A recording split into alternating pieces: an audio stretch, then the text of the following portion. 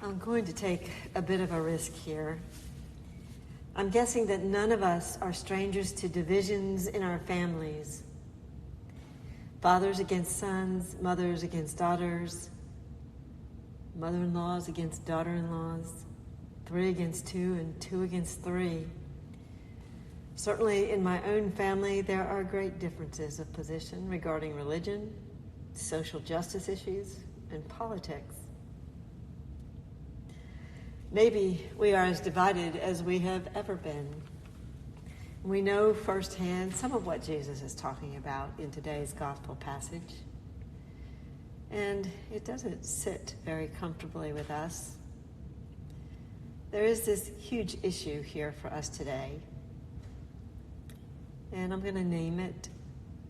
This talk of discord and division doesn't fit well, or even feel consistent with Jesus, the Prince of Peace. Do you think I have come to bring peace to the earth? Jesus exclaims. No, I tell you, but rather division. Did we think it would be easy? What is Jesus so upset about in this passage? Jesus is about to go to Jerusalem. He knows that his mission is coming towards its final moments. And what we are hearing is perhaps a sense of his urgency in his own words. What stress I am under until it is completed. Maybe we hear his frustration building as he calls out the people for being able to interpret the weather, but not see what Jesus is really about. Not see the fire that Jesus is bringing to the earth. What we are hearing is Jesus' sense of urgency, passion, and disappointment at what he has seen. He's hitting the wall. The people don't get it. They have done all in their power to resist the challenge to change. What we are talking about here is called systemic resistance. When something is systemic, it is deeply entrenched, deep and difficult. Paul talks of the clouds of witnesses who have gone before, who have tried through faith to make changes to the systemic power and violence of their times. And we all know it well. We know it in the moments we have done justice work and stood up at Justice Knox. We know it because the history books are littered with the accounts of corrupt and despotic regimes, of power misused and abused. They are also filled with the accounts of those, as Paul says, who were mocked and flogged, imprisoned, chained, stoned, tortured, and killed for their faith in the challenges of bringing about the kingdom of God. And we might add to our time those who died in the deliverance of others in our world wars, those assassinated for standing up to the system and speaking truth to power, those who are fighting in Ukraine. This is difficult stuff. Jesus indeed unleashed fire on the system, a fire that seeks to destroy the chaff, to refine and perfect what is good, to eradicate the foulness of our world.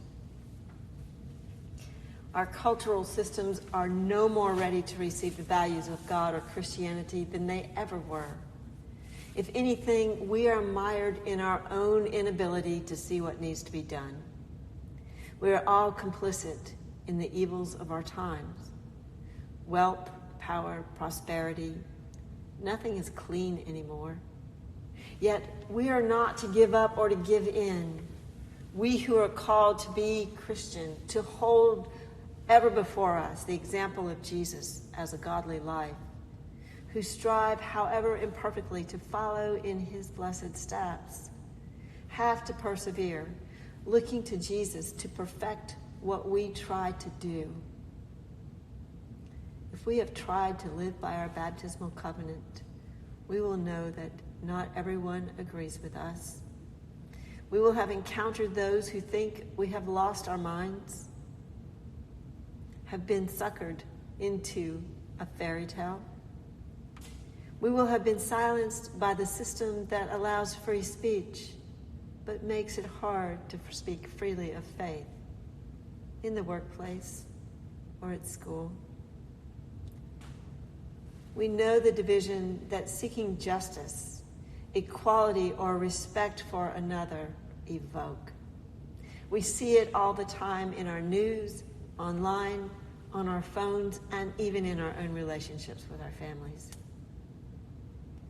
Jesus expresses his frustration with those who will not see it today, and he does so with us too. How often have you and I been really uncomfortable in defending our faith, held values recently?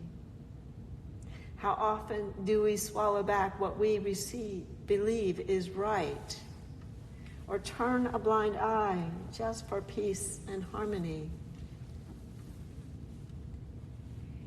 Yes, we've been there. But you know, that kind of peace isn't real peace. It's false. Jesus is upset because this all really matters. And whenever something really matters, people will go to their death for it. As Christ went to the cross, I wonder what matters enough to us that would take us out of our comfort zone.